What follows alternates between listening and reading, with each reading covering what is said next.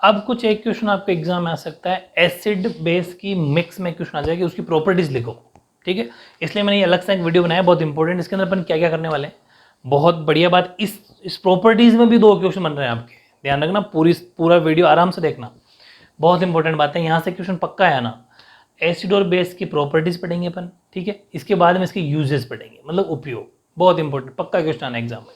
अब देखो क्या कि general properties of acidic and bases, acids and basis. पहला क्या है जो मैंने आपको बता दिया, अनिल, अनिल बताया था, शॉर्ट ट्रिक। अनिल का मतलब अम्ल नीले को लाल करते हैं, मतलब अम्ल का मतलब एसिड, हिंदी इंग्लिश दोनों एडजस्ट कर लिया करो, इतना कोई अंग्रेज नहीं बनना अपन को। अम्ल एसिड नीले को लाल करते हैं, तो सीधी सी बात है, जो पीछे कौन बच गया, बेस, तो बेस लाल को नीला कर देंगे, ठीक है। तो पहली प्रॉपर्टी यही है, asset turns blue litmus into red and base red litmus into blue, ठीक है। अम्ल नीले लिटमस को लाल कर देते हैं तथा क्षार लाल लिटमस को नीला कर देते हैं। पहला पॉइंट, बिल्कुल पॉइंट की पॉइंट बनाए मैंने, पॉइंट के पॉइंट बनाने के, लेकिन आपको एग्जाम पॉइंट टू पॉइंट। दूसरा point, acids react with metal and produce hydrogen gas, ये सबसे इंपॉर्टेंट है, यहां से एक क्वेश्चन बनता है।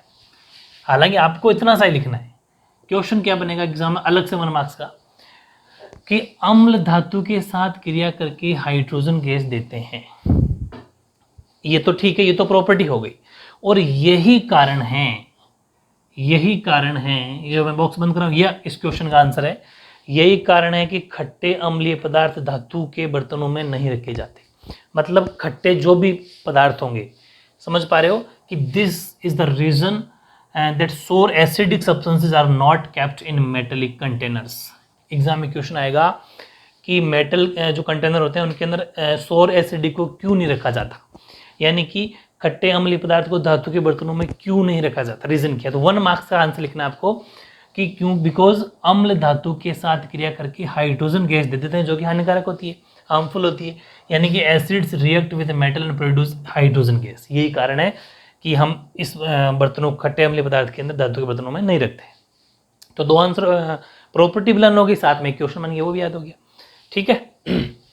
इसके बाद में acid react with metal oxides two gives salt and water, ये भी अपन पढ़ चुके, लेकिन एक साथ आंसर लिखने के लिए आपको बार बार ढूंढना नहीं पड़े, इसलिए मैंने आंसर एक जगह लिख दिया कि कहीं आप इधर उधर ढूंढो नहीं। अम्ल धातु ऑक्साइड के साथ अभिक्रिया करके लवण और जल देते हैं अपने रिएक्शन भी पढ़ रखी है, तो ठीक है।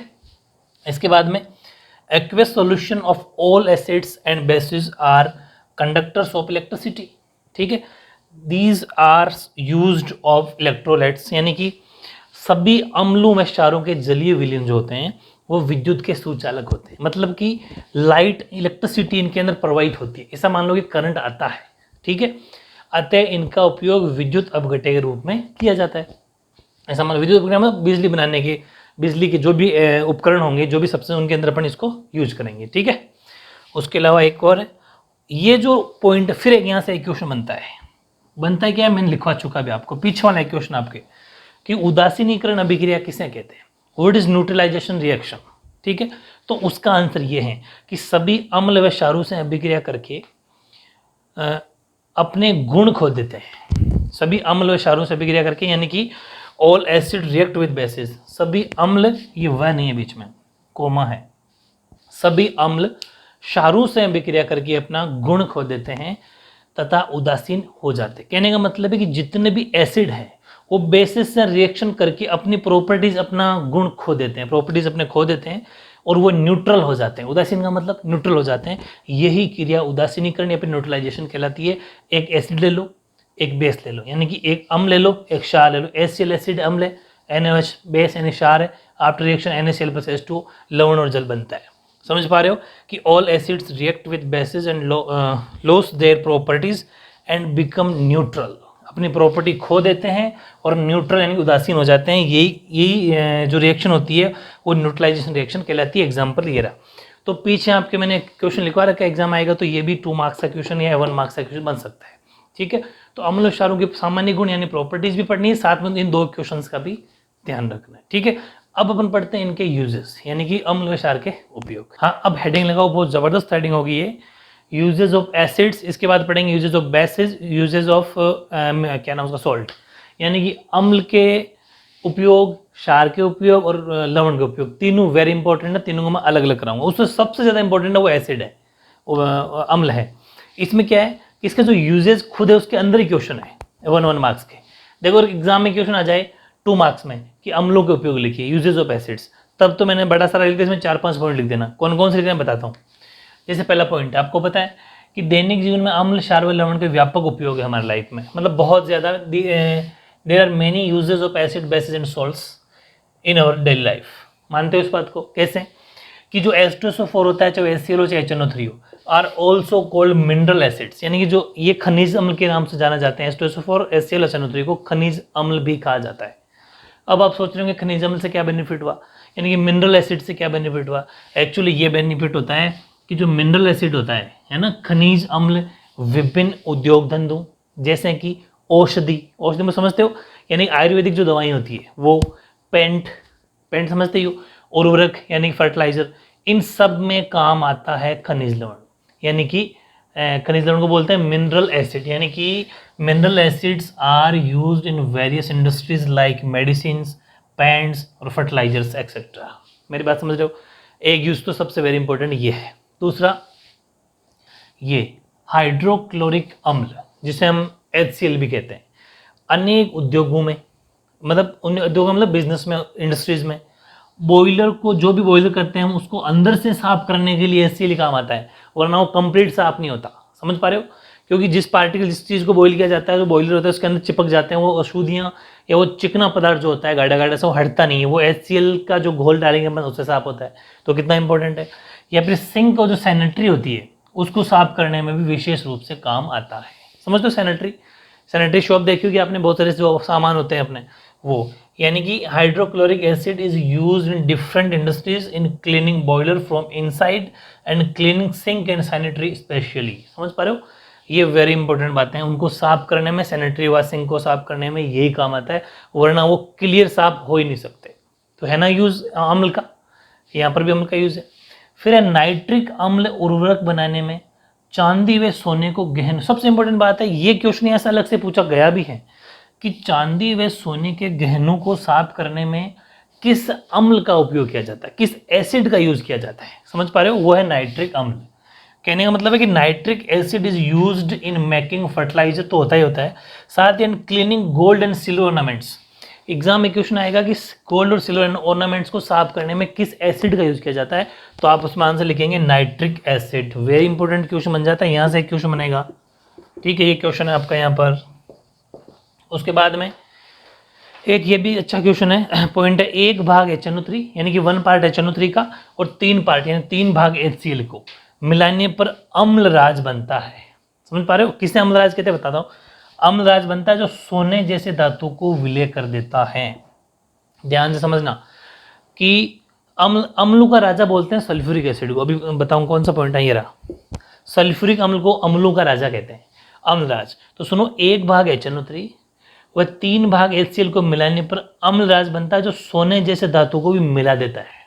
कि एक हिंदी इंग्लिश देख लो कि on mixing 1 part of HNO3 and 3 part of HCl, aqua regia is formed which is dissolve metals like gold. ठीक है, सोने जैसे धातु को भी विलय कर देता है, मिला देता है, वरना सोना क्या होता है, मिलता नहीं है हर किसी में।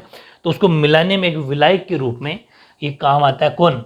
आपका एक पार्ट HNO3 और 3 भाग HCl, वो अम्लराज बन जाएगा और वो काम आता है। उसके बाद में है जो सल्फ्यूरिक एसिड होता है, सल्फ्यूरिक एसिड या सल्फ्यूरिक अम्ल सेल, कार और बैटरी तथा उद्योगों में काम में ले जाता है। जो सेल होते हैं, ठीक है, कार की जो बैटरी होती है, उन सब के अंदर सल्फ्यूरिक एसिड का यूज किया जाता है। ये लास्ट पॉइंट इंग्लिश में लिख दिया इधर, sulphuric acid is used in cells, car, batteries and other industries. ठीक है, फिर एक वेरी इंपॉर्टेंट पॉइंट, फिर यहाँ पर एक क्वेश्चन बन जाता है, ये रहा कि किसको या फिर किस अम्ल को, किस एसिड को अम्लों का राजा कहते हैं, किंग ऑफ एसिड्स। एग्जाम में क्वेश्चन आएगा यहाँ 7 मार्क्स का, तो आपको लिखना है सल्फ्यूरिक अम्ल को अम्लों का राजा कहते हैं। ठीक है, यानी कि sulphuric acid is also called king of acids. Very important, यहाँ 7 मार्क्स का क्वेश्चन आने के चांस होते हैं। ठीक है, इसके बाद में एक पॉइंट और है कि हम जो हमारे अचार वगैरह होते हैं उनको अपन कैसे सेफ रखें, क्योंकि वो ऑयली चीज़ें होती है, उनको एकदम अपन प्रिवेंशन का काम करता है, प्रोटेक्शन का काम करता है कि कौन एसिटिक अम्ल। तो एसिटिक अम्ल सिरके के रूप में खाद्य पदार्थों को या फिर अचार आदि को संरक्षित करने में काम आते हैं। यानी कि सल्फ्यूरिक एसिड इज यूज इन क्या ये रहा एसिटिक एसिड, ये सल्फ्यूरिक नहीं sorry acetic, acidic acid is use in vinegar in food products और प्रिजर्वेशन ऑफ पिकल, पिकल का मतलब अचार। तो इन सब में बहुत सारे काम आते हैं। अब एग्जाम में क्वेश्चन क्या आएगा, एक तो मैंने 2 क्वेश्चन जो बना दिया आपकी वो, इसके अलावा अगर क्वेश्चन सिर्फ इतना सा आए कि अम्लों का उपयोग लिखो तो इजी लिख दो। जैसे एक तो अचार वाली बात लिख दो, आपको ये पिकल वाली बात याद रह जाएगी, अम्लों का राजा वाली बात लिख दो, क्वेश्चन भी याद हो जाएगा, पॉइंट तो 3-4 कोई इजी पॉइंट छांट लो। चांदी सोने के इनको चांदी और सोने के गहनों को साफ करने वाली बात लिख दो, और फिर ये उद्योग धनु मतलब छोटे छोटे उठा के लिख दो, जो 3-4 पॉइंट आप एक्स्ट्रा लर्न कर लेना। तो ये वेरी इंपॉर्टेंट, मैंने आपके एसिड के अम्लों के उपयोग लिखवा दी। दूसरी बात है को दोनों लैंग्वेज लिखेंगे ना, इसमें बहुत बेनिफिट है। दोनों लैंग्वेज आपको कोई प्रोवाइड नहीं कराएगा, बहुत मेहनत होती है। दूसरी बात आपको समझने में और आगे फ्यूचर में आपको दोनों लैंग्वेज सीखनी पड़ेगी, तो ये बहुत फायदा रहता है साथ में हिंदी इंग्लिश कन्वर्ट करने पर। ठीक है, तो ये थे अम्ल के उपयोग। अब अपन पढ़ते हैं यूजेस ऑफ बेस। अब हेडिंग लगाओ क्षार के उपयोग, यूजेस ऑफ बेस।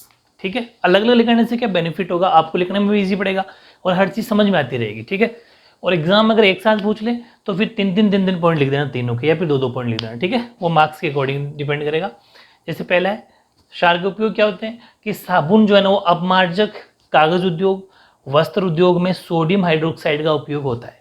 तो आप सोच रहे होंगे कि अपमार्जक, कागज उद्योग, वस्त्र उद्योग में सब में सोडियम हाइड्रोक्साइड का, तो सोडियम हाइड्रोक्साइड का तो मैंने लिखवा रखा है कि सोडियम हाइड्रोक्साइड क्या होता है, क्षार होता है। तो जब क्षार का इनमें यूज है तो इसका मतलब क्षार का उपयोग हो गया। ठीक है, तो ये भी आपको जो मैंने टेबल लिखवाई थी अम्ल और क्षार के अलग अलग लिखवाई थी, और वैसे मैंने आपको एक ट्रिक बताई थी कि जिसके भी लास्ट में OH है वो क्षार है, बेस है। यानी कि bases are used in soap, detergent, paper industries, cloth industries etcetera. ठीक है, इनके अंदर जहाँ पर बेसिस लिखा हुआ है ना वहाँ पर एक काम करना, इंग्लिश वाले बच्चे सोडियम हाइड्रोक्साइड वर्ड यूज करना भाई। ठीक है, ये मैंने लिखा नहीं, यहाँ पर लिख देता हूँ सोडियम हाइड्रोक्साइड। ठीक है, NaOH, sodium hydroxide are used in, ठीक है, soap, detergent, paper industries, cloth industries etcetera. दूसरा कैल्शियम हाइड्रोक्साइड CaOH2, इसमें भी लास्ट में OH आ रहा है, is used to removing acidity of soil. ठीक है, देखो अपनी जो मिट्टी होती है ना, उपजाऊ मिट्टी होती है, इसके ऊपर एसिडिटी, जैसे अपन कहते हैं ना एसिड रेन हो गई, तो होता है क्या है कि उस जमीन के ऊपर एसिड, उसमें जब अम्ल की मात्रा बढ़ जाती है, एसिड की मात्रा बढ़ जाती है, तो उसका जो उपजाऊपन होता है वो खत्म हो जाता है, मतलब वो फर्टिलिटी जो होती है ना वो खत्म हो जाती है। तो फिर अपन क्या करते हैं, कैल्शियम हाइड्रोक्साइड का छिड़काव कर सकते हैं। तो कैल्शियम हाइड्रोक्साइड जब छिड़काव करेंगे तो जो मिट्टी है उसमें जो एसिडिटी है, जो अम्लता है वो खत्म हो जाएगी। यानी कि कैल्शियम हाइड्रोक्साइड उपयोग मिट्टी की अम्लता को दूर करने में किया जाता है। ठीक है, वेरी गुड। और सबसे इंपॉर्टेंट यहाँ पे एक क्वेश्चन बनता है भाई, ये क्वेश्चन एग्जाम अलग से पूछा जाएगा कि magnesium hydroxide is also called milk of magnesia. ठीक है, MgOH2, मैग्नीशियम हाइड्रोक्साइड को मिल्क ऑफ मैग्नीशिया कहते हैं। इंग्लिश और हिंदी दोनों सेम लिखा हुआ आएगा, मिल्क ऑफ मैग्नीशिया भी कहा जाता है। वेरी इंपॉर्टेंट, एग्जाम में क्वेश्चन क्या आएगा कि मिल्क ऑफ मैग्नीशिया किसे कहते हैं, तो आप लिखेंगे MgOH2 यानी कि मैग्नीशियम हाइड्रोक्साइड। ठीक है, वेरी गुड। फिर ये जो मैग्नीशियम हाइड्रोक्साइड होता है, ये magnesium hydroxide is used as antacid for in removing acidity and consistency of stomach. यानी कि जो मैग्नीशियम हाइड्रोक्साइड और पेट की अम्लता, यानी कि एंटासिड, ठीक है, एसिडिटी और पेट की कब्ज दूर करने में, दर्द करने की उपयोग में लिया जाता है। जैसे जिसको किसी को पेट में कब्ज हो या फिर पेट में एसिडिटी बढ़ गई, जो खट्टी खट्टी डकारें जब आती हो, ठीक है, तो उस टाइम पर MgOH2 यानी कि मैग्नीशियम हाइड्रोक्साइड का जब यूज़ किया जाए तो ठीक है, जिसे अपन आजकल इनो वगैरह जो चलता है, ठीक है, तो ये सब इसी के एग्जाम्पल है। उससे क्या होता है, थोड़ा एसिडिटी कंट्रोल में आ जाती है। तो ये वेरी इंपॉर्टेंट है कि जिसके शरीर में एसिड बढ़ गया तो वो क्या लेगा, फिर क्षार लेगा, ताकि वो बैलेंस हो जाए, न्यूट्रल हो जाए। तो ये थे क्षार के उपयोग यानी यूजेज ऑफ बेस। अब है आपके लवण के उपयोग, यूजेज ऑफ सॉल्ट। देखो बहुत इंपॉर्टेंट यूज है इसका भी। फर्स्ट मैंने इसके भी 4 पॉइंट लिख दिए आपको, तो मतलब सभी के आप 3-3 पॉइंट याद कर लेना। जो मैंने स्पेशली क्वेश्चन मार्क लिखा है, क्यों लिखा है, उसको अलग से याद कर लेना। ठीक है, जैसे पहला है कैल्शियम कार्बोनेट जो होता है CaOH, सॉरी CaCO3, चाहो तो फॉर्मूला लिख देता हूँ, CaCO3 कैल्शियम कार्बोनेट। जो कैल्शियम कार्बोनेट होता है वो संगमरमर के रूप में, अच्छा इस तरह लिखा हुआ है, संगमरमर के रूप में फर्श बनाने में, जो मार्बल होता है ना फर्श बनाने में काम यूज उससे संगमरमर हिंदी में बोलते हैं, इंग्लिश में मार्बल बोलते हैं, वो फर्श बनाने में, सीमेंट बनाने में यूज किया जाता है कैल्शियम कार्बोनेट का, क्योंकि कैल्शियम कार्बोनेट लवण होता है। मेरी बात समझ में आ गई? Calcium carbonate CaCO3 is used in making floor as marble in making cement, marble comma in making cement, ठीक है, दोनों में काम लिया जाता है, वेरी इंपॉर्टेंट है। और यहाँ से एक क्वेश्चन वेरी इंपॉर्टेंट आ जाता है, अलग से पूछा जाएगा कि फोटोग्राफी में कौन सा लवण काम में आता है, तो सिल्वर नाइट्रेट AgNO3 को फोटोग्राफी के अंदर काम में लिया जाता है। जानते हो कि फोटोग्राफी सिंपल सी बात है, silver nitrate AgNO3 is mainly used in photography. समझ पा रहे हो? अलग से क्वेश्चन आ सकता है। अमोनियम नाइट्रेट उर्वरक बनाने में काम में लिया जाता है, ठीक है, यहाँ से इंग्लिश वाले बच्चे, यहाँ से चौथा पॉइंट है। तीसरा, ammonium nitrate is use in making fertilisers. फिर लास्ट है फिटकरी एलम, जिसका फॉर्मूला ये होता है, हालांकि मैंने लिखवा दिया पहले, इसलिए लिखा नहीं है, K2SO4 × Al2SO4 24H2, अलग से फॉर्मूला आ सकता है, पीछे बात बता दी। फिटकरी को जल के शोधन में काम में लिया जाता है, यानी कि एलम यानी कि फिटकरी is used in the purification of water. तो इस तरीके से इतने ज़बरदस्त मैंने आपको नोट्स बनवा दिए हैं, इन सब को आपको अच्छे से लर्न करना है, ठीक है। आज का जो इम्पोर्टेंट वीडियो, बहुत ज़्यादा इंपॉर्टेंट वीडियो है, इसके अंदर अपन ने क्या क्या पढ़ा, एसिड, बेस और सॉल्ट, तीनों के यूजेस, तीनों की प्रॉपर्टीज, यानी कि तीनों के उपयोग और तीनों के सामान्य गुण जो होते हैं वो अपन ने पढ़े। इनको अच्छे से याद करना, एग्जाम में क्वेश्चन पक्का है, ठीक है। और नेक्स्ट वीडियो पर बात करेंगे पीएच स्केल की। पीएच स्केल की मैं आपको पूरी PhD कराने वाला हूँ, पूरा का पूरा पीएच स्केल, जितना भी कॉम्पिटेटिव एग्जाम तक आपको मैं उसके अंदर सारी बातें बताऊंगा, ठीक है। जब तक आप पढ़ते रहो, ओके।